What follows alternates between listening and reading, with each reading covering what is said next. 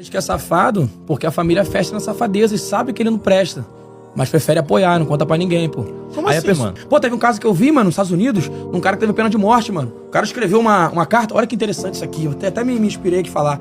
Não, tô falando sério. Eu vi um caso nos Estados Unidos de um cara que recebeu pena de morte. E o juiz falou pra ele, ó, você tem um pedido, você pode comer uma refeição e pode escrever uma carta, dar um recado pra alguém. Ele falou assim, pô, mas eu queria falar uma parada em rede nacional, será que eu posso? O cara, pode, pô. Vai falar sobre o quê? Fica tranquilo que é um assunto delicado, mas eu queria dar um recado pra minha mãe. Aí, pra sua mãe? Pra minha mãe. Por que a senhora nunca me corrigiu quando eu roubei a bicicleta? Por que a senhora, quando eu peguei aquele telefone e escondi em casa, por que a senhora nunca me entregou? Por que toda vez que eu errei, que alguém foi me corrigir na rua, a senhora foi lá ficar contra a pessoa? Ficou contra, arrumou briga, me apoiou no meu erro. Então hoje eu tô aqui, é por culpa minha. Mas também é culpa da senhora, porque todas as vezes que eu errei e precisei ser corrigido, só sempre fechou no meu erro, na minha safadeza. Meu Deus, a correção vem desde a infância, né, cara? Infelizmente, irmão, a correção na infância até hoje, ela é tipo uma tesoura que corta os galhos que estão... Vocês já pararam no exemplo que o rapaz deu, em que a condição, né, do outro rapaz de se culpabilizar e ele também culpabiliza a mãe?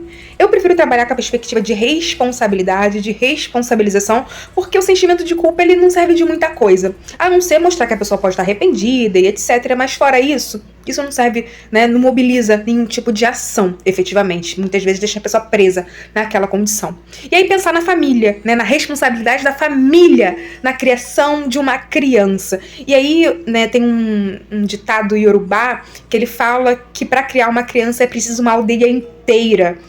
E a gente vê, né, com essa modernização, as famílias ficando cada vez mais isoladas. E tem um outro porém. Na nossa sociedade, o filho é da mãe, o filho é da mulher. Dificilmente, quando existe algum tipo de falha na criação dos filhos, os homens são convocados para isso. E até para os acertos também, né? Geralmente é essa mulher que tá ali provendo o melhor que ela pode dar para aquela criança, né? E sim, lógico que ela tem responsabilidade por isso, mas depois que a pessoa se torna adulta, as pessoas têm que responder pelos próprios atos. E o rapaz, ele marca ali uma falha, né, da mãe em não ter repreendido, não ter estabelecido limites naquele período, né, em que ela viu que tinha atos infracionais diante, ou atos, enfim, não éticos diante da situação, né, enquanto criança. Mas por isso que eu falo que é importante a gente politizar o debate, porque onde estão os pais, os homens, na criação dos filhos também?